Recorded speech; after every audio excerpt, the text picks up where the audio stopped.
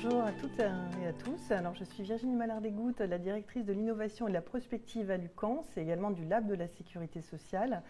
Et je suis très heureuse de vous avoir aujourd'hui dans ce nouveau rendez-vous, cette sixième émission d'un cycle d'émissions sur l'innovation RH réalisé en partenariat avec Espace Social Européen.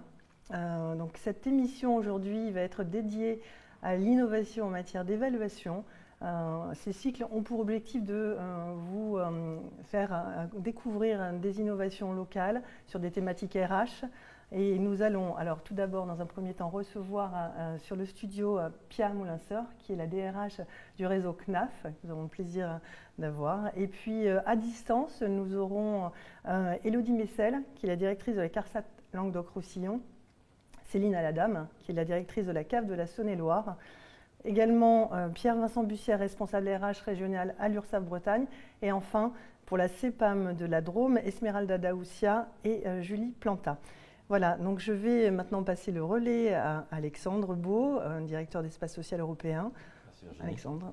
Merci, bonjour à toutes et à tous.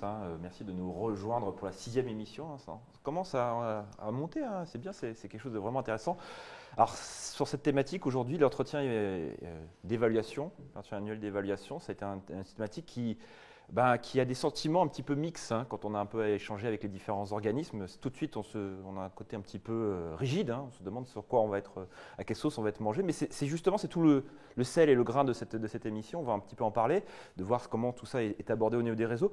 Alors, je ne suis pas un homme de sondage, mais pour une fois, je vais en sortir un parce que l'Institut OpinionWay a fait un sondage qui est sorti toute fin de septembre, je crois début octobre, sur tous les pans de l'économie française, secteur public, secteur privé, qui interrogeait les Français et les travailleurs sur leur vision de l'entretien annuel. Alors je donne quelques chiffres, mais vous verrez, ils sont très interpellants par rapport à ce dont on va débattre aujourd'hui. 41% de nos concitoyens estiment que l'entretien annuel est un moment qu'on redoute, c'est quand même important. Pour un chiffre aussi intéressant, 54% d'entre eux pensent que derrière ce n'est pas suivi de faits ou d'action, ce qui est aussi une problématique. Et là aussi, c'est un argument qui, je pense, va être un peu un argument chronique dans nos échanges, c'est que 79% des concitoyens pensent que l'entretien d'évaluation, c'est un moment clé dans la fidélisation des collaborateurs. Et c'est ce que nous allons voir aujourd'hui. Alors, dans entretien annuel d'évaluation, il y a entretien annuel évaluation. Et les 4 organismes à qui on va donner la parole, tous ont réinterrogé chacun de ces 3 pans pour justement moderniser, conceptualiser de nouvelles approches pour renforcer les liens entre l'évaluateur et l'évalué. Et je pense qu'on va un petit peu en parler, Virginie, ce matin. Mais d'abord, on va prendre le pouls d'une caisse nationale, si vous êtes d'accord. Pia, bonjour. Bonjour. On a un peu échangé déjà en introduction sur cette dynamique, sur ces ressentis. Nous, on a pu avoir le plaisir d'échanger avec les différentes branches, les directeurs, les managers, les directeurs ressources humaines. On sent qu'il y a envie de moderniser un petit peu tout ça, cet entretien annuel qui est un moment sacré un petit peu dans la vie de l'entreprise, dans la vie de l'organisme. Est-ce qu'au niveau de la Caisse nationale, vous percevez aussi que dans les réseaux, c'est un moment qui a besoin d'être, peut-être pas dépoussiéré, mais un petit peu qui a besoin d'être un petit peu modernisé? Oui, alors en effet, au niveau des branches, et en particulier à la CNAF, on a travaillé ce sujet parce que pour nous, c'est important de le mettre en lien avec le contexte dans lequel nous sommes actuellement. La crise sanitaire qu'on vient de traverser n'est pas forcément une rupture, c'est plutôt un accélérateur des transformations qui étaient engagées au sein des réseaux depuis quelques années déjà. La transformation des modes de travail avec une hybridation de nos collectifs, une transformation des attentes de nos collaborateurs, plus de sens, plus d'autonomie, une transformation de la relation managériale avec moins de verticalité et une dimension aussi plus collaborative, et puis plus globalement une transformation de nos organisations, de nos réseaux, plus de solidarité, plus d'interdépendance. Donc finalement, l'évaluation qui est un processus RH ne peut pas être étranger à ces transformations et il est lui-même impacté par les mutations. Donc l'EAEA, c'est un petit peu un objet multidimensionnel, si je veux le dire. Je ne parlerai pas d'OVNI nécessairement, mais à tout le moins, c'est un temps, en tous les cas, qui est traversé par différentes évolutions. C'est une source d'engagement pour les collaborateurs, c'est un élément clé dans son parcours. Vous l'avez évoqué dans les chiffres un petit peu paradoxaux, entre un moment très attendu, un petit peu redouté, et en même temps une conscience aiguë des salariés et des managers que c'est vraiment un temps fort de la relation managériale. C'est aussi une source d'information pour les secteurs ressources humaines, pour bâtir le plan de développement des compétences, pour élaborer la politique de gestion prévisionnelle des emplois et des compétences. Et puis d'un point de vue plus systémique, c'est un des entrants pour la définition de la stratégie de l'organisme. Donc on a aujourd'hui quatre organismes et directions d'organismes locaux qui vont pouvoir justement en témoigner. Donc c'est un moment qui finalement démarre de la direction et même au-delà, puisque les directions d'organismes ont aussi un entretien d'évaluation avec la Caisse nationale et qui se décline jusqu'aux collaborateurs. Alors c'est vrai, on ne peut pas nier que le AEA, c'est un irritant, c'est quelque chose qui ressort des différentes enquêtes, études qu'on peut mener, c'est trop contraignant, trop processé, trop formalisé, au point que finalement on en vient à confondre le temps d'évaluation et l'outil d'évaluation, en tous les cas le format et le support de cette évaluation. Donc pour nous, bien sûr, c'est un enjeu fort, il faut remettre du sens et il faut redonner à chaque dimension sa juste place. L'évaluation, c'est un processus, l'outil, c'est un outil. Donc les deux éléments doivent être, je pense, travaillés de manière à la fois conjointe, mais en redonnant à chacun sa place. Et alors on voit justement que des organismes se mobilisent et expérimentent des nouveaux dispositifs pour revisiter l'évaluation. Et est-ce qu'au niveau de la Caisse nationale, vous impulsez des solutions ou des nouveaux outils complémentaires aux dispositifs conventionnels ? Alors au sein de la branche famille, on a une démarche en plusieurs étapes, en plusieurs temps. Donc on a engagé avec un groupe de directeurs dans le cadre des travaux de préparation de la convention d'objectifs et de gestion une réflexion sur les thématiques RH au sens large. Donc naturellement, la thématique de l'évaluation trouve sa place dans les réflexions. On est aussi en lien et dans une déclinaison des travaux et initiatives qui ont pu être engagés notamment par le Lab Bucans il y a quelques années sur la thématique de l'évaluation. Je crois que ça a été une des premières thématiques qui a fait l'objet d'un appel à idées. Donc c'est bien la preuve que le sujet, il émerge et il est source d'intérêt.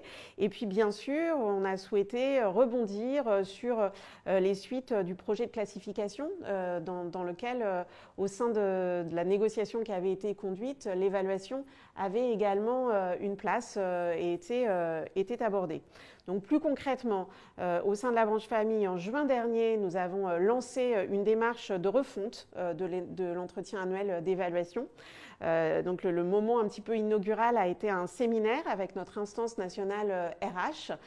Donc les correspondants de cette instance, les représentants des régions, étaient pour l'occasion invités à venir avec un manager de leur organisme, justement pour ne pas avoir une approche trop centrée RH, mais bien une approche conjointe manager. Et on avait des managers vraiment des secteurs très différents, donc c'était une grande richesse. Et on les a fait travailler autour de 6 thèmes qui sont pour nous les thèmes centraux de la démarche d'évaluation. Donc d'abord les acteurs de l'entretien annuel, comment est-ce qu'on fait évoluer cette notion pour sortir de la dualité un petit peu manager-manager, comment on intègre par exemple la question du management fonctionnel, de la question du management de projet dans l'évaluation.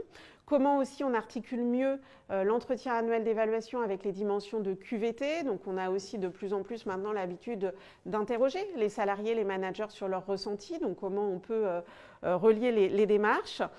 Quelle place, et je crois qu'il en sera question aujourd'hui, quelle place on peut apporter aussi à l'évaluation de la compétence, à l'auto-évaluation des collaborateurs. Est-ce qu'on doit nécessairement aussi bien simplifier peut-être cette évaluation des compétences qui n'est pas toujours une dimension très, très aisée pour les managers. Un quatrième point, c'est l'articulation entre l'EAEA et les autres temps d'évaluation donc en matière de formation. Je pense notamment à l'entretien professionnel ou à tous les entretiens de développement de carrière. Un cinquième axe qui a été vu, ça a été la question du tempo de l'évaluation. Et là aussi, il en sera question aujourd'hui, ce temps un petit peu sacralisé annuel, comment voilà, à la fois le dépasser, je dirais, en engageant des réflexions au long cours, mais aussi comment avoir des temps et des rendez-vous infra-annuels. Et enfin, dernier sujet, qui n'est pas toujours non plus un sujet évident, c'est la place de la rémunération dans le process d'évaluation, comment aborder ces questions, à quel moment, comment le lier et en même temps garder toute sa place à l'évaluation. Donc les prochaines étapes, ça va être un partage et une validation par un groupe de directeurs pour véritablement acter les orientations à prendre. C'est un sujet très attendu parce que ça va nous permettre de venir revoir et modifier nos trames d'évaluation annuelle en lien avec nos outils. Donc ça, c'est vrai que c'est toujours la traduction des orientations dans un outil et on envisage vraiment de pouvoir boucler tout le processus. Je crois que les 4 organismes invités aujourd'hui, et je salue bien sûr Cécile Aladame du réseau de la branche famille, vont témoigner de la richesse des initiatives en la matière. Merci beaucoup en tout cas. Merci Pia. Je pense qu'on va leur donner la parole, ne vous inquiétez pas, dans quelques instants, et notamment à Madame Aladamé de la cave de Saône-et-Loire. Virginie, alors maintenant qu'on a eu un peu ce tempo, on sent que ça bourdonne, et c'est bien parce que ça bourdonne aussi au niveau des locales. Hein, donc tout ça fait écho et tout ça fait sens. On va se plonger un peu, on va aller sur le terrain. On est d'accord ? Allez, on va commencer directement. Alors, je suis désolé, Pierre, on ne va pas commencer par la branche famille. On va commencer par la branche maladie. Voilà. Mais vous inquiétez pas, on fera un focus dédié à la branche famille juste après. On va d'abord aller à la CEPAM de la Drôme. Est-ce que la CEPAM de la Drôme m'entend ? Est-ce que Esmeralda Dawati et Julie Planta m'entendent ? Oui. Oh, c'est formidable. Merci et bonjour à toutes les deux. Vous m'entendez bien, donc tout est bien, formidable. Alors, la CEPAM de la Drôme a développé un dispositif qui s'appelle Team, à ne pas confondre avec un nom sur lequel on se travaille tous sur la visio. Hein, ça n'a pas un rapport avec la visio a priori, mais plutôt sur une démarche d'évaluation interne. Alors mesdames, vous qui êtes porteuses un peu du projet, qui êtes au cœur du dispositif, est-ce que vous pouvez nous en parler, nous dresser déjà de manière synthétique les contours de cette initiative ? Oui, bien sûr. Alors, avec les confinements, nous nous sommes aperçus à la CEPAM de la Drôme que l'exercice de l'EAEA était arrivé un peu à bout de souffle. Alors, c'était déjà le cas avant, mais ça a été plus fort et avec plus d'acuité à la suite de cette période. Les résultats du BSI l'ont confirmé et finalement, on s'est aperçu que c'était perçu comme une figure imposée, un formalisme peu propice à l'échange, vécu comme une contrainte, souvent pas assez préparée. On avait en gros perdu le sens et l'envie d'y aller. Et alors c'est pour cela que la direction... Vous m'entendez toujours ? Ne vous inquiétez pas, madame. Vous pouvez continuer. Il y a un problème de micro. C'est bon. Les aléas du direct. Alors je disais que c'était pour cela qu'au sein de la direction, nous avons souhaité nous faire repartir tous sur de bonnes bases pour la prochaine campagne des entretiens, en confiant à un groupe de volontaires le soin de rénover l'exercice, lui redonner un nouveau souffle, et avec pour seule condition, on leur a demandé d'instaurer une démarche participative avec le personnel, et c'est pour cette raison que le groupe a créé un sondage à tout le personnel et des groupes de travail, aussi bien avec les managers, évaluateurs, accompagnants, qu'avec les salariés et collaborateurs accompagnés. Alors, tout ceci dans le but de nous permettre à tous de redémarrer une campagne d'entretien avec plus de sens donné à ce rendez-vous. La clé de voûte en fait, de vos dispositifs, c'est vraiment de repenser la relation évaluateur-évalué en termes d'accompagnement. Est-ce que c'est cela ? Oui, c'est tout à fait ça. L'idée étant de sortir de cette dynamique évaluation pour aller plus vers un temps d'échange constructif et un vrai dialogue entre managers et collaborateurs. Donc, très rapidement, dans le cadre des travaux des groupes et puis de l'association de l'ensemble des collaborateurs par le biais de réunions qu'on a effectuées avec toute la caisse, est ressorti le besoin de changer également l'intitulé et de sortir de cet entretien annuel d'évaluation et d'accompagnement et d'aller plus vers un temps d'échange avec son manager. Donc, d'où l'acronyme TEAM. Voilà. Donc, dans le cadre de ce dispositif, sont sorties voilà, des attentes importantes des groupes, notamment sur le temps de préparation. Et c'est pour ça que des livrables ont été élaborés dans le cadre des groupes de travail. Donc, on a notamment fait des fiches, alors tout d'abord pour rappeler le sens, et puis des fiches de préparation, d'aide à la préparation pour compléter l'outil Alinéa, qui est très cadré, et donc pour essayer d'accompagner les agents à se poser des questions, préparer leur temps d'échange. Et puis un guide notamment de bonnes pratiques aussi, comment se comporter et comment faire que cet entretien soit vraiment un temps d'échange qui permette à chacun de faire un bilan, mais de se projeter aussi sur la suite.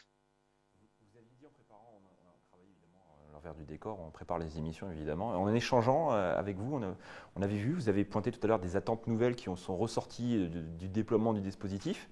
Mais aussi, vous nous avez dit qu'il y avait des besoins nouveaux qui émergeaient de la part des évalués.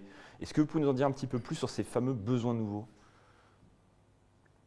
Oui, alors il y a effectivement eu le temps de préparation qu'on a donc dû outiller, et puis il y a eu des besoins un peu d'autopositionnement notamment. Alors l'autopositionnement, effectivement, l'outil Alinéa proposé de faire son auto-évaluation.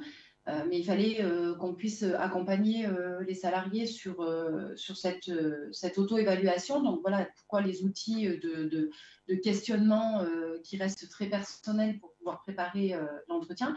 Puis sont ressortis très fortement, alors de la part surtout des collaborateurs, tout ce qui était relatif à la formation, une mauvaise visibilité des possibilités de formation, ce à quoi ils pouvaient avoir accès ou droit. Donc, du coup, ce qui nous a amené à mettre à disposition l'ensemble des liens vers les catalogues des organismes de formation pour qu'ils puissent arriver en les consultant à peut-être définir plus précisément leurs besoins. Et puis, sont ressortis également des besoins de feedback régulier. Alors ça, c'est peut-être un des axes qu'on est arrivé le moins à consolider dans ces travaux et qu'on envisage de poursuivre par la suite. Parce que c'est vrai que pour les managers, le feedback régulier est assez différencié suivant les services et surtout la taille des équipes. Donc voilà, on va certainement travailler par la suite sur des aides sur ce sujet-là.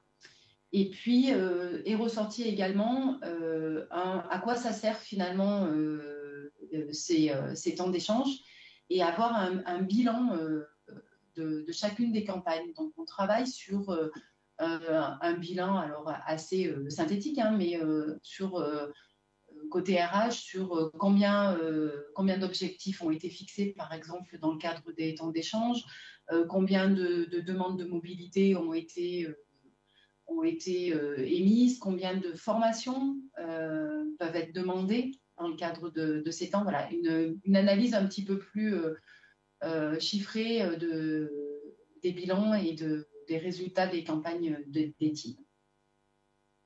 Est-ce que d'autres évolutions sont prévues justement par rapport à cette démarche team, autre que celle que vous venez de décrire ? Alors effectivement, on est en ce moment dans une phase d'enquête, de satisfaction sur cette campagne des teams qui n'est pas encore terminée. On ne pourra pas donc vous en dévoiler les résultats. En tout cas, on s'est quand même attaché à regarder ce qui se passait attentivement pendant cette campagne. On s'est mis un peu sous monitoring, on a observé. On sait déjà que, sans présager des résultats de l'enquête de satisfaction, ça a pu être difficile pour les collaborateurs de se préparer, de changer de posture par rapport à ce rendez-vous annuel, que beaucoup des teams se sont fait toute fin de campagne. On sait qu'on aura du travail sur le fait de donner envie de s'y intéresser tout le long de l'année, de s'y intéresser pas juste au démarrage de la campagne. Comme le disait Julie, on saura aussi qu'on aura accompagné les managers sur le fait de donner des feedbacks au fil de l'eau, régulièrement, sans attendre la préparation de l'entretien. On sait aussi que ça constitue un changement de posture pour les deux personnes qui participent à ce rendez-vous. on aura encore besoin de l'accompagner. Ça fera partie, ce feedback régulier au fil de l'eau, des attendus qu'on aura à développer aussi dans notre nouveau style de pratique managériale qui est impulsé par notre nouveau directeur Pierre-Yves Minas et qui va constituer une des étapes de notre prochain projet d'entreprise. Donc on a encore de beaux travaux devant nous. Merci beaucoup à toutes les deux de vous être rendues disponibles ce matin, de nous avoir présenté cette démarche team, qui on voit qui est un processus qui s'inscrit, qui s'ancre progressivement au sein de la CEPAM. Vous saluerez aussi votre directeur qui ne peut pas être là ce matin, mais en tout cas, ça fait vraiment plaisir d'avoir eu des porteurs de projets qui nous ont bien décrit, et je pense vraiment que c'était assez clair de votre côté. Virginie, je pense que tu es d'accord avec moi, que sur la démarche que vous portez, qui est une belle démarche. Merci à toutes les deux. Merci. Merci à vous, ce sera fait. Alors maintenant qu'on a vu la branche Madi, la fameuse branche famille, il fallait en parler. On va en parler maintenant. On va avoir le plaisir de joindre Cécile Aladamé. Est-ce qu'elle m'entend à la CAF de Saône-et-Loire? Oui, je vous entends bien. Bonjour à tous. Bonjour. Bonjour Madame la directrice. Merci de vous être rendue disponible ce matin pour un peu échanger. Alors, on a vu que la Caisse nationale bourdonnait d'idées, de projets, d'initiatives, d'expérimentations. Ça tombe bien parce que vous aussi, et vous avez mis en place un certain nombre de choses autour de l'entretien annuel d'évaluation. Je vais y arriver ce matin, ne vous inquiétez pas. Notamment, je parlais tout à l'heure de réinventer, réinterroger la question de la côté annuel. Et bien, ça tombe bien parce que vous avez travaillé sur l'évaluation continue. Si vous en êtes d'accord, est-ce que vous pouvez nous parler, nous donner un petit peu la genèse de cette démarche que vous portez au sein de la CAF? Oui, donc en fait une genèse assez longue, puisque le début de ce projet remonte à il y a un petit peu plus de 2 ans. On est en septembre 2020. C'est un chemin en fait qui s'est déroulé, on va dire, en 4 grandes étapes, 4 saisons, on pourrait dire. Donc un premier temps qui a été le temps du constat et le temps des objectifs. Le constat, sans surprise, c'est ce que disaient mes collègues de la CEPAM à l'instant. Un dispositif ici qui était assez classique, un AEA annuel, qui nous donnait pas satisfaction. Alors nous, c'est qui? C'était la direction, les managers, les collaborateurs. Pourquoi il ne nous donnait pas satisfaction? Quelque chose de beaucoup trop administratif, de trop éloigné de notre réalité, pas orienté performance, peu engageant.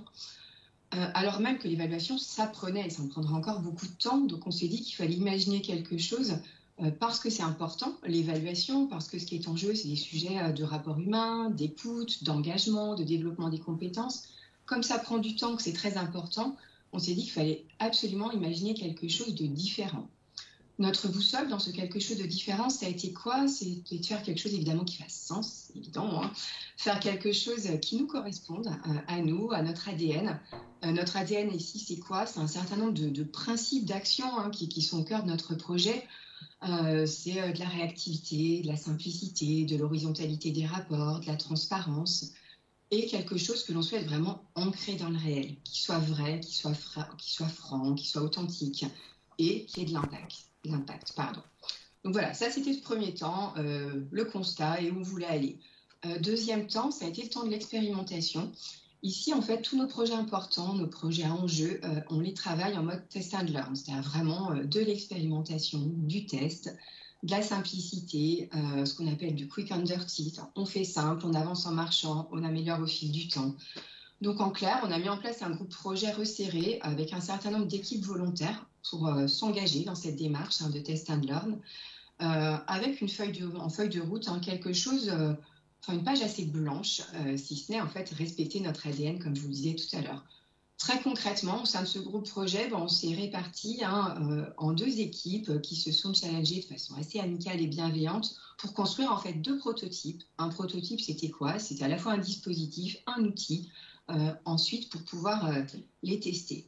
On a testé tout ça avec 7 équipes, toutes les équipes qui étaient dans l'expérimentation, auxquelles se sont ajoutées les équipes des nouveaux managers. Parce qu'on s'est dit qu'un nouveau manager, autant qu'il démarre tout de suite dans quelque chose de nouveau.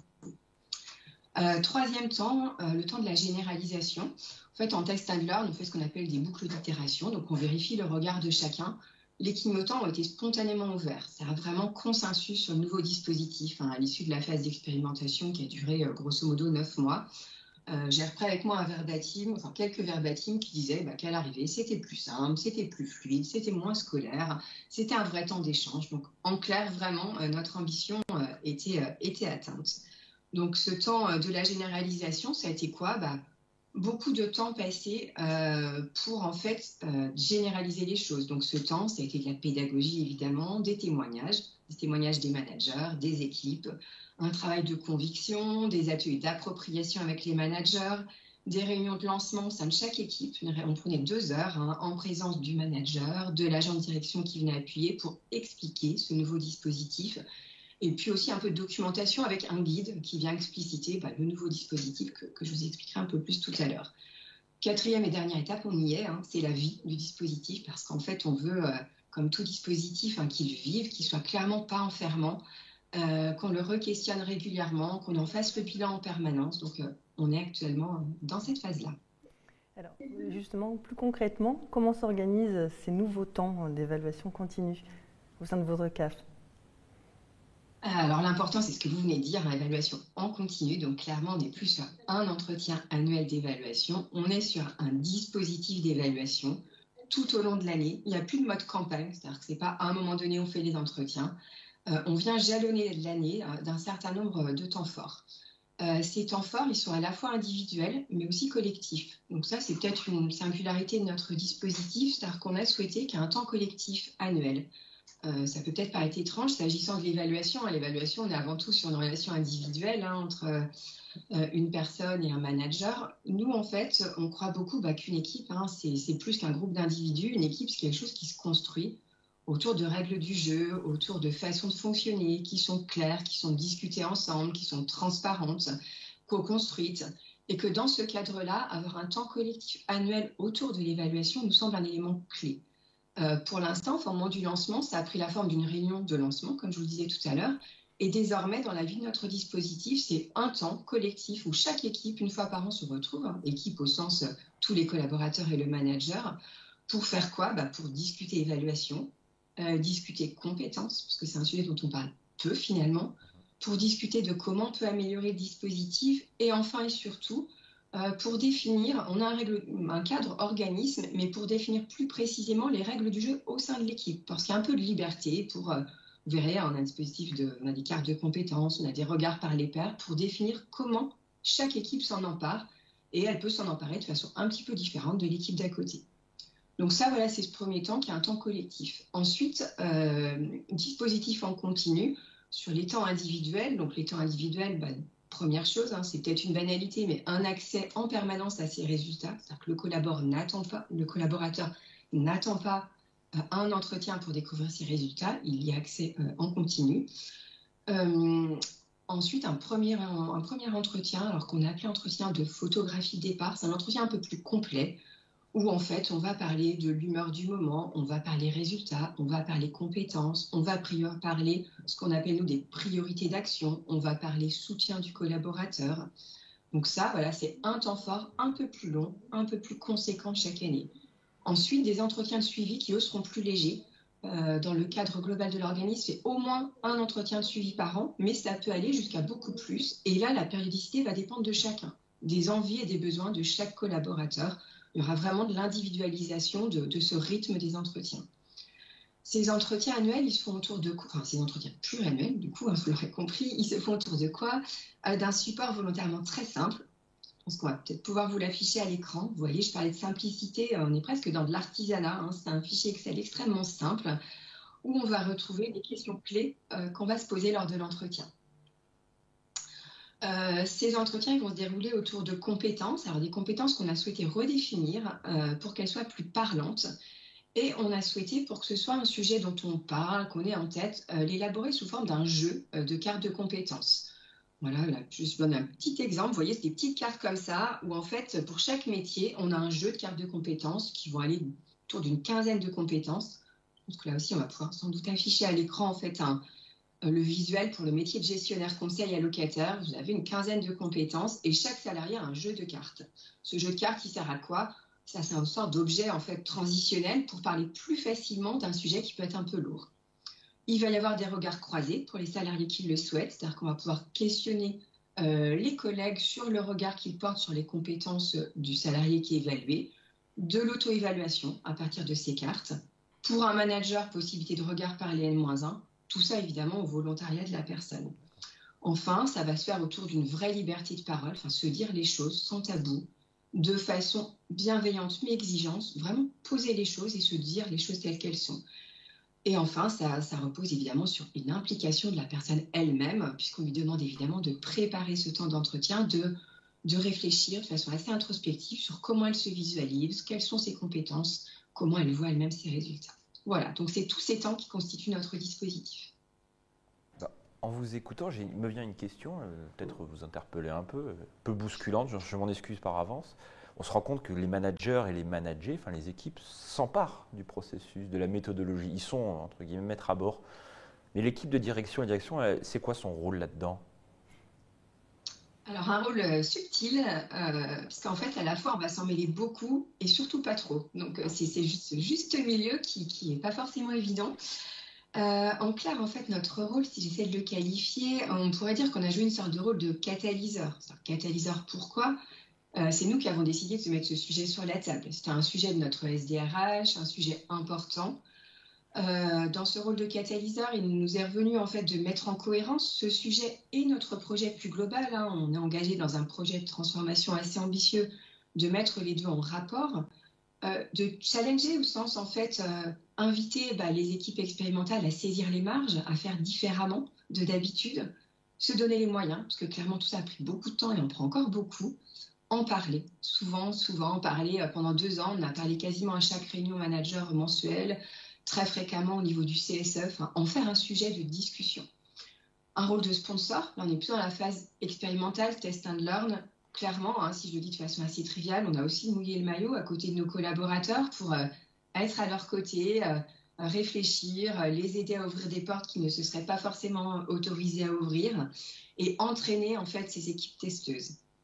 Ensuite, dans la phase de déploiement, et puis encore aujourd'hui au quotidien, un rôle assez classique de facilitateur, d'être aux côtés de nos managers, de nos équipes, pour les aider, pour être présent à leur côté dans les réunions de lancement, pour organiser des ateliers d'appropriation lors des réunions managers, pour organiser des témoignages, vraiment aider à cette mise en œuvre.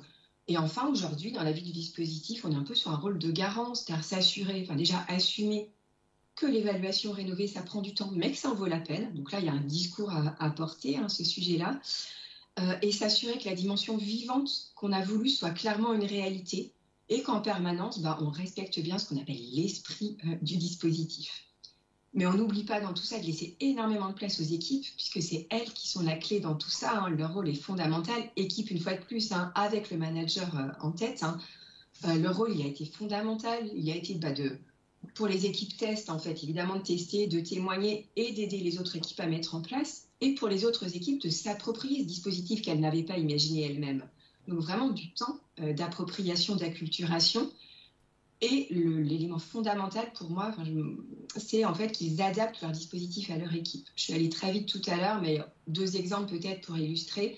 Le jeu de cartes de compétences dont je vous parlais, les règles du jeu, elles sont définies au sein de chaque collectif de travail.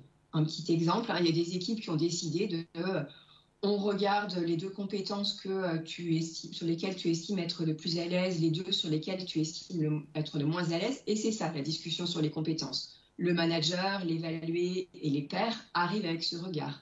D'autres équipes ont dit non, on a envie de regarder toutes les compétences et de les classer.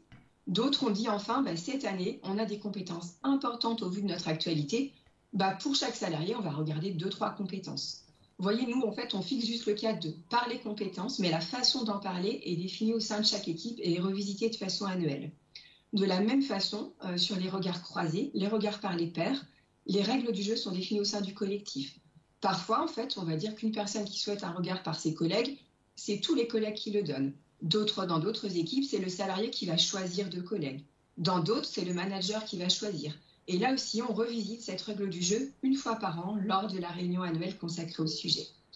Et enfin, l'implication des équipes, elle est fondamentale. On parle de redevabilité partagée, c'est-à-dire le manager garantit de donner du temps, d'écouter son collaborateur, d'être bienveillant, le collaborateur de préparer l'entretien, d'arriver en fait en ayant réfléchi, en ayant préparé. Et en fait, tous ensemble, le dernier rôle qu'on attend d'eux, c'est de donner leur regard sur le dispositif lui-même pour continuer à l'améliorer au fil du temps. D'accord. Et alors, une dernière petite question. Quand on avait échangé avec vous sur ce sujet, vous nous disiez que vous ambitionniez d'étendre la démarche à d'autres thématiques RH. Est-ce que c'est le cas et est-ce que vous pouvez nous en parler un peu plus? Oui, bien sûr. Donc cette démarche, alors évidemment, au sens de, je pense que vous l'avez compris, de rendre les façons de faire moins administratives, moins scolaires, d'impliquer les personnes concernées, d'y intégrer une très forte dimension collaborative, beaucoup d'attention et de sur-mesure, beaucoup d'attention aux conditions de travail. En fait, elle est partout, très clairement. Elle est dans tous nos dispositifs RH. Elle nous a déjà guidés dans des sujets de recrutement, d'intégration. On était venu vous en parler il y a quelques temps. Elle est en vigueur sur les sujets d'élaboration du plan de développement des compétences. Elle est en vigueur sur les mesures salariales. Elle débute en ce moment sur les sujets de lieu de travail, au sens, en fait, comment une équipe organise ses espaces de travail en fonction des activités, sur la façon dont on fait vivre la journée commune. On a une journée commune hebdomadaire par équipe sur la façon d'alimenter cette journée. On la retrouve sur nos sujets horaires de télétravail au sens où on a souhaité des protocoles extrêmement légers qui sont complétés au niveau de chaque équipe pour venir les préciser en fonction des réalités constatées. Aujourd'hui, en fait, notre sujet, il est plutôt en fait de remettre tous ces sujets en fait en convergence dans une démarche un peu plus globale pour faire en sorte que chaque équipe, elle ait une sorte de charte de fonctionnement, de deal d'équipe. On ne sait pas encore bien comment on l'appellera, mais que toutes les façons de fonctionner soient remises ensemble, visibles, définies, pour que on les éco-construit, ce soit transparent, ce soit clair pour chacun. Le nouveau sujet, si on devait en trouver un ou deux qu'on va ouvrir, c'est sur la question de la gestion des irritants et des désaccords, la question, à l'inverse, des célébrations, comment on célèbre au sein des équipes les réussites. Voilà, le dénominateur commun, c'est en fait que chaque équipe parle de ses façons de travailler, des façons de fonctionner, parce qu'on est convaincu qu'en fait, c'est un élément qui contribue à l'engagement et puis par là même à la performance. Merci, c'est très clair. Merci à vous. Merci beaucoup Annabelle Adami. Merci de vous être rendu disponible ce matin pour nous présenter cette démarche qu'on voit qui est très étoffée, très transversale et qui, on l'espère en tout cas, portera ses fruits dans le temps au sein de la CAF. Alors on reste dans le sud de la France désormais. On va par contre aller voir la CARSAT Languedoc-Roussillon, voir Madame Messel. Est-ce que Madame Messel m'entend, oui ou non? Bonjour, oui, je vous entends très bien. Bonjour, merci. Bonjour Madame Messel. Alors je vous présente auprès de nos spectateurs, vous êtes directrice déléguée au pilotage, à la performance et aux ressources humaines au sein donc en l'occurrence de la CARSAT. Vous avez beaucoup travaillé notamment sur les dispositifs de la promotion de l'auto-évaluation des collaborateurs. Est-ce que vous pouvez nous parler un petit peu déjà, toujours un petit peu comme nos autres interlocuteurs, de nous présenter un peu votre démarche et surtout les objectifs derrière cette démarche qui ont été implémentés au sein de la CARSAT? Oui, tout à fait. Alors, cette démarche, elle a débuté bien avant la crise sanitaire et je rejoins ce que disait Madame Molin-Seurs. La crise a été plutôt un accélérateur de ces transformations. En effet, la CNAV a lancé une démarche entrepreneuriale visant à accélérer des projets. Et parmi ceux qui étaient plébiscités par le réseau, il y avait la refonte, le fait de repenser le AEA, pour toutes les raisons que vous avez données et sur lesquelles je ne reviendrai peut-être pas, si ce n'est qu'un chiffre était assez marquant pour lancer la démarche, c'était que 71% des personnes de la branche interrogées souhaitaient avoir un entretien qui soit plus régulier et plus interactif, c'est-à-dire où le collaborateur évalué pouvait s'exprimer et en tout cas le préparer et être plus acteur dans la démarche. Donc, partant de cette démarche qui était impulsée par le national, mais à laquelle tout le réseau a été largement associé, puisque des entrepreneurs, j'ai toujours du mal à le dire, ont été mobilisés sur l'ensemble des 16 CARSAT et ont participé à 2 startups. Celle sur le fait de repenser l'entretien annuel d'évaluation. Ce qu'elle avait d'intéressant, c'est qu'elle faisait appel à des profils très différents de l'ensemble du réseau. Et donc, ce sont ces personnes-là qui ont impulsé le changement autour de l'entretien annuel. Ce qu'il en est ressorti, c'est un cadrage qui va dans le sens de tout ce que mes collègues ont dit auparavant, redonner du sens à l'évaluation, redonner une dynamique, repenser la performance, la participation à la performance collective plus qu'à la performance individuelle, permettre d'aborder de nouveaux éléments de l'évaluation, au-delà des compétences métiers, aller sur les questions de charge de travail, de compétences autres et aussi de liens de rapport au télétravail puisque ça s'est rajouté dans l'équation entre-temps. Mais également le souhait d'alléger la formalisation autour de cette EAEA. Donc, partant de ce cadrage-là, 3 CARSAT, dont celle de Languedoc-Roussillon, ont pu expérimenter de nouvelles façons d'aborder ces entretiens. Alors, pour la CARSAT Languedoc-Roussillon, plus précisément, nous avons fait le choix de lancer un groupe projet en interne composé d'évaluateurs et d'évalués, sachant que certains ont forcément les 2 casquettes, pour décider de la trame que pourrait désormais présenter cet entretien d'évaluation. On a souhaité également, c'est quand même important de le dire, lancer l'expérimentation sur l'ensemble de nos collaborateurs, sachant que nous avons 3 branches en CARSAT, du personnel qui relève de l'assurance maladie, des AT-MP et de la retraite. Et cette démarche-là a été lancée sur la base de la trame proposée par ce groupe de travail-là dès la campagne 2022, avec l'objectif de remettre l'évalué au cœur du dispositif en lui permettant d'avoir une place prépondérante dans la préparation et dans ce qu'il attendait aussi de cet entretien. Alors, le cœur du dispositif, en fait, repose, de ce qu'on a compris, sur l'auto-évaluation du collaborateur. Est-ce qu'il a à sa main des outils dédiés pour l'aider dans cette démarche d'auto-évaluation ? Alors, la façon dont on a amené la démarche et dont on a accompagné l'ensemble des collaborateurs, c'est passé tout d'abord par des webinaires. Je pense que là c'est un effet aussi post-crise. Nous avons de plus en plus de webinaires d'explications, d'acculturation qui permettent à chaque collaborateur de se connecter et d'avoir des réponses pour expliquer des changements. Donc là, plusieurs webinaires ont expliqué la démarche. Démarche d'ailleurs, un des principaux, je ne l'ai peut-être pas dit tout à l'heure, un des principaux points, c'était de ne plus parler forcément d'entretien annuel, puisqu'on n'était plus sur la phase annuelle, mais d'échanges continus, compétences et objectifs. Donc ces webinaires ont permis à chaque évalué de comprendre en quoi consistait l'auto-évaluation. Ça a permis de présenter la trame qui avait été pensée par le groupe projet. Ça a permis également de présenter l'outil, même si c'est accessoire, il fallait aussi présenter la façon dont ça allait se présenter. Et ce qui était important dans cet accompagnement, c'est de montrer à l'évalué que ce qu'il allait remplir en auto-évaluation serait exactement le reflet de ce que l'évaluateur aurait et que le temps d'échange qui allait avoir lieu consistait à finalement regarder en miroir la façon dont lui s'auto-évaluait, mais pas que simplement sur des compétences, parce qu'on lui demande par exemple quelles sont vos réussites sur l'année écoulée, quels sont les points sur lesquels vous avez pu participer, mettre en avant. À l'inverse, des sujets sur lesquels il y a pu y avoir une mise en difficulté. On lui demande également de s'exprimer, c'est sous forme de ressenti quelque part, puisqu'on a une évaluation sous forme de graduation vis-à-vis de sa charge de travail, et ça doit ouvrir le dialogue avec l'évaluateur. Donc voilà, on est parti de ces webinaires, la présentation de la trame, et des webinaires vers les managers en amont pour leur permettre eux aussi d'être relais de cet accompagnement. On a bien constaté que donc, votre démarche est vraiment centrée sur l'évalué. Des premiers retours que vous en avez, c'est quoi l'impact et la perception de ce nouveau dispositif, de cette nouvelle approche du côté de l'évaluateur ? Parce que ça remet un peu, pas forcément en cause, mais en tout cas, ça réinterroge sa posture.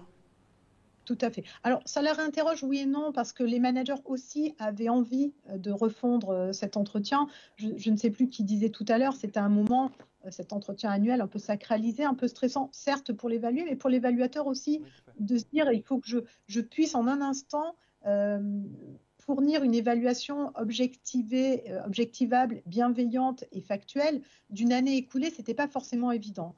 Donc le fait de leur dire vous avez un temps, mais vous allez en avoir d'autres et on va le faciliter, ça c'est quelque chose qui a été, qui est apprécié des managers, des évaluateurs. Deuxième point, et c'est quand même important, même si ça reste que l'aspect outil, on a allégé la formalisation de l'entretien. Et ça, pour le manager, c'était important puisqu'il y avait aussi l'aspect charge de travail qui était relativement importante et assez fastidieuse. Ça, on a réussi à le gommer, je pense, en tout cas pour partie, et c'est quelque chose qui est apprécié. Et enfin, le fait d'avoir cette auto-évaluation et cette préparation par le collaborateur, pour l'avoir testé moi-même en tant qu'évaluateur, ça rend le moment plus facile à appréhender parce qu'on sait les sujets sur lesquels la personne qui est évaluée met l'accent. On sait ce qu'elle met en météo, de comment elle se sent, comment elle perçoit sa charge de travail. Alors, en principe, les managers ne le découvrent pas au moment de cet entretien, mais là, le fait de l'avoir fait s'exprimer par le collaborateur, c'est vraiment un gain de temps et de confort, je pense, pour les managers et les différents évaluateurs. Alors, en le disant en préambule, finalement, cette démarche, elle a été initiée, enfin en tout cas, elle s'inscrit dans une expérimentation qui s'est menée en parallèle avec d'autres CARSAT.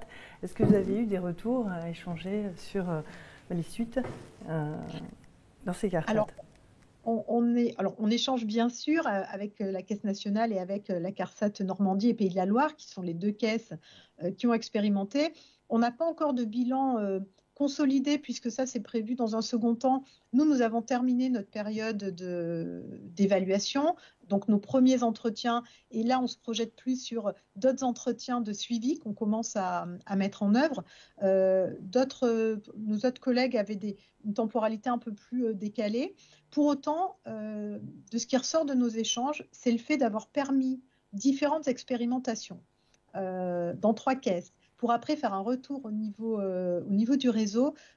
Ça montre aussi les démarches d'innovation et en tout cas d'écoute du terrain qui émergent aujourd'hui, y compris au sein des caisses nationales, enfin qui émergent et qui sont confortés, je vais dire plutôt au sein des caisses nationales. Et ça, c'est précieux pour le terrain de se dire, on a expérimenté d'une certaine façon. Certains points sont des réussites, d'autres, on sent bien qu'il va falloir que l'on ajuste forcément pour que ce soit des raisons pratiques ou d'ambition, qu'il faut pousser plus loin ou au contraire revoir un petit peu à la baisse. Et donc, on est plutôt sur ce constat de dire on est aujourd'hui satisfait d'avoir pu expérimenter selon 3 modalités différentes. On n'en a pas encore tiré complètement le bilan, puisque ces bilans sont plutôt en cours, mais c'est déjà un bilan positif de se dire une démarche d'innovation qui ouvre le cadre. Qui donne des objectifs clairs, des ambitions claires de redonner du sens, redonner sa place aux évalués et que nous sommes tous et à l'écoute du terrain. Et après, se permettre d'utiliser d'autres outils, d'autres façons de faire pour gagner en sens, en écoute des collaborateurs, en accompagnement des collaborateurs et en stratégie modernisée, j'ai envie de dire, de l'accompagnement RH. Ça, c'est quelque chose qui ressort dès à présent. Merci beaucoup en tout cas pour ce témoignage et on n'hésitera pas à interpeller les autres CARSAT pour savoir si elles partagent votre ressenti, votre premier bilan à chaud un petit peu de ces évaluations, de ces expérimentations. Merci beaucoup. Merci à toutes vos équipes d'avoir rendu ce rendez-vous disponible. Et Virginie, on va aller sur notre dernier acteur. On va remonter, on était en Languedoc-Roussillon, on va remonter maintenant désormais en Bretagne. On va aller voir Pierre-Vincent Bussière. Est-ce qu'il m'entend, monsieur Bussière ? Oui, je vous entends très bien. Et vous ? Très bien. Écoutez, c'est parfait. On a une très bonne connexion. On vous en remercie. Donc, vous êtes responsable régional des ressources humaines donc, à l'URSSAF. Alors, on avait déjà un peu travaillé avec l'URSSAF sur d'autres sujets. Un sujet notamment, c'était le référentiel des postures. C'était un sujet qui nous avait vraiment interpellé. C'était à peu près il y a 1 an, on en avait parlé. Et alors, là où votre démarche est intéressante, c'est que vous avez mixé les EAEA avec le référentiel des postures. Est-ce que vous pouvez nous parler un petit peu de ce mix un petit peu détonnant au premier abord ? Alors, détonnant, je ne sais pas, mais oui, je peux vous en parler. Alors, d'abord, je voulais excuser notre directeur William de Zorzy qui aurait souhaité être présent aujourd'hui, mais qui ne pouvait pas être présent. Alors, oui, je ne vais pas revenir sur les constats, mais on faisait les mêmes, en fait, si vous voulez. Nous, le AEA, chez nous, c'était un sujet en soi. C'est-à-dire qu'on avait des campagnes de AEA avec des managers qui nous disaient « j'ai pas le temps de faire des EAEA ». Et là, vous vous dites « mais mince alors, si le manager n'a pas le temps de faire des EAEA, ça pose quand même un souci parce que c'est un acte, comme vous le disiez en introduction, important de la vie des collaborateurs. » Alors nous, effectivement, le sujet, on l'a approché d'une manière pas que sur l'entretien en lui-même, mais dans un projet plus global qui est celui de la transformation managériale. C'est pour ça que je vais vous parler du projet de la transformation managériale et ensuite, dans un deuxième temps, le AEA, et pour tenter de vous montrer en fait le lien entre les deux. Et effectivement aborder le sujet que vous introduisez sur celui des postures. Alors, dans le sujet de transformation managériale, ce qu'on a posé, en fait, c'est déjà, on avait un enjeu de clarification au niveau des managers, quels sont les attendus, et un enjeu d'adhésion. Et comment on a traité cet enjeu de clarification et d'adhésion ? On l'a fait en se faisant positionner le CODIR sur quels sont les attendus des managers en termes de mission, Et on a fait travailler l'ensemble de la communauté managériale sous forme d'atelier en comment on décline ça en matière de posture et de pratique professionnelle. Et ça, c'est un premier point, vous allez voir, qu'on a intégré après dans notre nouveau référentiel de AEA. Le deuxième sujet, c'est qu'une fois qu'on a clarifié, on a dit il faut se mettre en position de. Par exemple, dans les managers, dans les missions qui sont attendues, il y a évidemment animer le collaboratif et le faire de manière participative. Donc on a repris aussi à ce moment-là les différents organes de pilotage et de management de l'organisme, à savoir que le CODIR, tous les ans, se positionne sous un format d'atelier lui-même en termes d'exemplarité pour définir les priorités de l'année, qui vont être déclinées en feuilles de route dans chacune des directions, mais l'élaboration de la feuille de route, elle se fait entre l'ADD et les managers sous un format aussi collaboratif, à la fois dans la déclinaison des orientations, mais aussi dans chaque direction, qu'est-ce qu'on se donne comme objectif cette année. Et on a introduit un troisième volet, qui est celui des projets d'équipe. C'est-à-dire qu'on a demandé à l'ensemble de nos managers de mettre en place un projet d'équipe en déclinaison des feuilles de route, certes, mais aussi avec les objectifs que se donnent les équipes par elles-mêmes, et de le faire en mode collaboratif. Et donc pourquoi je vous parle de ça? Parce que le dernier étage, ça a été la refonte des EEA dans ce cadre-là. Dans ce qui a été dit en introduction, il y avait l'idée de redonner du sens. Un des éléments pour redonner du sens à l'EEA, pour nous, ça a été de le repositionner aussi dans le collectif. Vous voyez bien que quand on décline un entretien par rapport à un projet d'équipe, les objectifs, par exemple, ils peuvent arriver assez naturellement. Dans l'équipe, on s'est dit qu'on allait se donner tel ou tel objectif. Tiens, moi, dans le AEA, j'en parle et je me dis, tiens, sur cet objectif-là, je te vois bien là-dessus, je te vois bien comme ci, etc. Donc voilà, donc un des premiers éléments pour redonner du sens à l'EAEA, c'est de se dire, c'est un temps individuel, mais qui s'intègre dans un élément plus collectif. Alors après, si je reviens plus à l'EAEA en lui-même, dans les fondements qu'on s'est donnés, on s'est dit, premier principe, il faut travailler sur la posture dans l'entretien en lui-même. C'est-à-dire que souvent, vous avez la posture haute de l'évaluateur et la posture un peu plus basse de la personne évaluée. Donc, on est parti sur un principe de dire qu'on est sur de la coévaluation avec une posture, je dirais, plus équilibrée entre l'évaluateur et la personne évaluée. Ensuite, on a retravaillé sur le sujet du processus. Madame Aladamé disait très justement, ce n'est pas qu'un temps dans l'année, c'est un processus sur l'année. Et donc, dans le processus de AEA, il y a l'avant, le pendant, et puis l'après. Et l'avant, et c'est là où on va rejoindre le sujet des postures, nous on l'a traité sous forme un petit peu comme le disait la CARSAT Languedoc-Roussillon. On a défini au niveau des managers un référentiel de posture. Et si je prends l'exemple de l'évaluation des managers, ça donne une grille d'auto-évaluation, c'est-à-dire qu'en amont, le manager évalué par son N+1 se positionne par rapport à ses postures. Le N+1 évalue aussi et on confronte les regards. Et du coup, pourquoi on confronte ces regards? Parce que tout de suite, on est beaucoup plus sur le travail réel, les attendus par rapport à ce qui doit être fait, et on sort du sujet, si vous voulez, des compétences qui sont un sujet un petit peu théorique. Les compétences, elles arrivent après, elles viennent au service en fait de la mission et des attendus du manager. Et puis on a retravaillé sur l'après, parce que, évidemment, c'est un temps dans l'année, mais on a introduit la notion d'entretien de mi-année aussi pour refaire le point par rapport à ces éléments. Et puis, le tout en lien avec la dynamique collective, comme je le disais, des projets d'équipe ou des feuilles de route. Dans le temps d'après, on a aussi introduit une notion qu'on a appelée un projet progrès. C'est-à-dire qu'à un moment pendant l'entretien, on se dit, OK, voilà, on confronte nos points de vue, et maintenant sur quoi on s'engage les uns les autres au cours de l'année. Et donc ça, on le formalise dans le cadre d'un projet progrès qui fait appel à des ressources. Les ressources pourront être l'organisation, du temps dédié, des outils, de la formation. Et donc du coup, la formation reprend du sens par rapport aux enjeux de l'AEA. Et derrière, le développement de compétences ou l'évaluation de compétences. Voilà, nous, on a approché ce projet de AEA de manière plus globale, en fait, que simplement travailler sur l'entretien. Et quand on vous écoute, on se rend bien compte que la co-construction, la co-évaluation, c'est au cœur du dispositif, c'est le modus operandi, entre guillemets. Mais en préparant cette émission, on avait échangé avec vous, on avait échangé avec M. De Zorzi, il nous a dit oui, mais il y a parfois des managers qui sont peut-être moins enclins, moins à l'aise avec ce type de dispositif, ce type d'approche. on ne peut pas les mettre de côté, parce que de toute façon, un organisme, ce n'est pas quelque chose d'homogène, c'est assez hétérogène, un organisme de sécurité sociale. Comment vous les accompagnez, ces managers-là, qui ont besoin d'accompagnement parce qu'ils ne sont pas forcément à l'aise avec cette nouvelle réalité?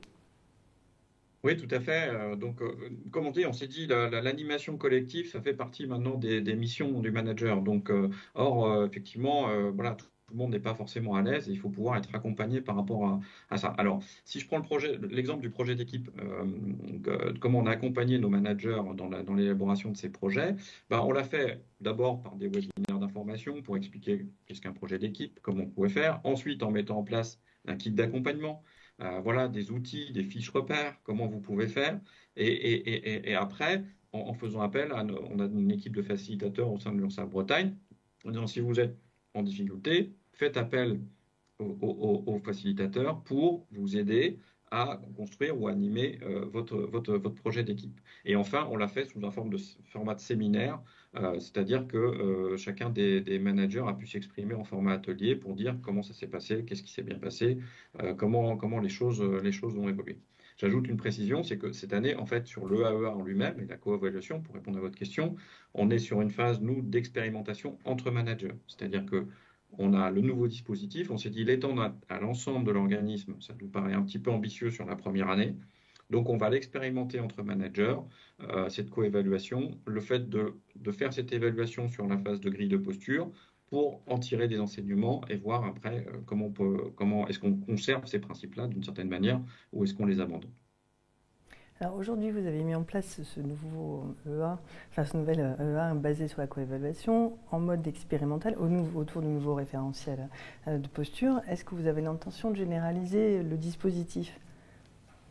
Alors oui, on a l'intention de généraliser le dispositif. On a fait le bilan avec les managers d'un certain nombre d'éléments qui sont positifs, notamment des principes que vous citiez, qu'on essaie de conserver, la coévaluation et l'évaluation sur la base de postures définies dans des référentiels, travailler en amont chacun de son côté et confronter. Alors après, pour le généraliser, on a deux voies possibles, si vous voulez. La première, c'est de se dire, on travaille en chambre. On crée quelques groupes de travail qui vont redéfinir ces référentiels de posture et d'attendus pour 4, 5, 6 grandes familles de métiers. Et après, on l'intègre dans les EEA de la campagne de l'année prochaine. Mais là, on est plutôt parti sur une autre idée. On se dit, on va le faire en deux temps. On va distinguer déjà la construction des référentiels de posture de l'EAEA. Et on va le faire comment ? On va demander à nos managers de travailler avec leurs équipes sur quels sont les attendus en matière de posture, de pratique professionnelle dans chacune de leurs équipes, qui serviront de base pour l'année suivante, pour être intégrés dans l'évaluation et dans les EEA.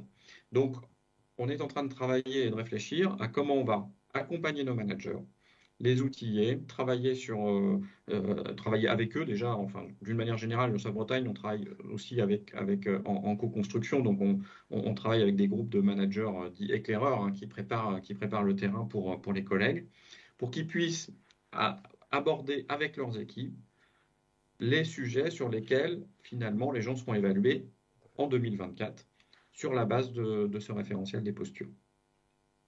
Merci beaucoup, M. Bussière. C'est très clair. Je pense qu'on a bien vu un petit peu le cadre de vos travaux à venir. On vous souhaite bon courage. Parce que déjà 2024, on va laisser passer 2023 quand même, en attendant. En tout cas, merci beaucoup. Je tiens à remercier, avant de passer la parole à Virginie pour un petit mot de conclusion de cette émission, remercier vraiment les organismes qui ont participé ce matin, à la fois pour leur dynamisme, mais surtout, j'ai trouvé un discours très pédagogique. Parce que ce n'est pas un sujet toujours simple à aborder, donc je trouvais que vous avez su être assez clair pour nos spectateurs qui sont peut-être moins familiers avec ces questions d'entretien annuel, qui sont des questions sensibles, mais qui sont très importantes et prégnantes dans la vie des collaborateurs des organismes de sécurité sociale. Virginie, avant de passer un mot, l'évaluation, c'est aussi pour nous, parce qu'on a un questionnaire je crois qu'il y a un lien en ligne, si je ne dis pas de bêtises, moi je ne l'ai pas accès depuis là où je suis, mais je crois que vous devez voir un lien pour évaluer un petit peu, poser des suggestions, des améliorations sur notre émission. N'hésitez surtout pas, parce qu'honnêtement, toute idée est bonne à prendre, même les moins bonnes, vous voyez. Donc on prend tout et après on essaie de réimplémenter dans les prochaines émissions vos suggestions. Virginie. Un petit mot, effectivement, pour conclure. Déjà, merci, comme l'a dit Alexandre, c'est important parce que ça permet effectivement d'enrichir la vision autour de ces sujets RH qui sont d'importance. Pour vous redire également que vous retrouverez le replay de l'émission ainsi que les replays des précédentes émissions sur le site du Lab, la Sécu, la Sécurité sociale, et également des outils qui avaient été modélisés dans le cadre d'un appel à idées, comme le disait Pia tout à l'heure en 2018 sur la thématique de l'évaluation. Vous avez des kits qui sont mis à disposition des organismes, et notamment une grille de feedback, une grille d'auto-évaluation avec des guides pour les managers, pour accompagner ces feedbacks, un guide pour le salarié, pour mieux appréhender lui-même ce temps d'échange continu. Donc vous retrouvez tous ces outils sur le site du Lab de la Sécurité sociale. Encore merci, n'hésitez pas à compléter le questionnaire, c'est extrêmement important pour nous pour améliorer la formule et répondre encore mieux à vos attentes. Et très bonne fin de journée à vous tous et à très bientôt. À très bientôt, au revoir.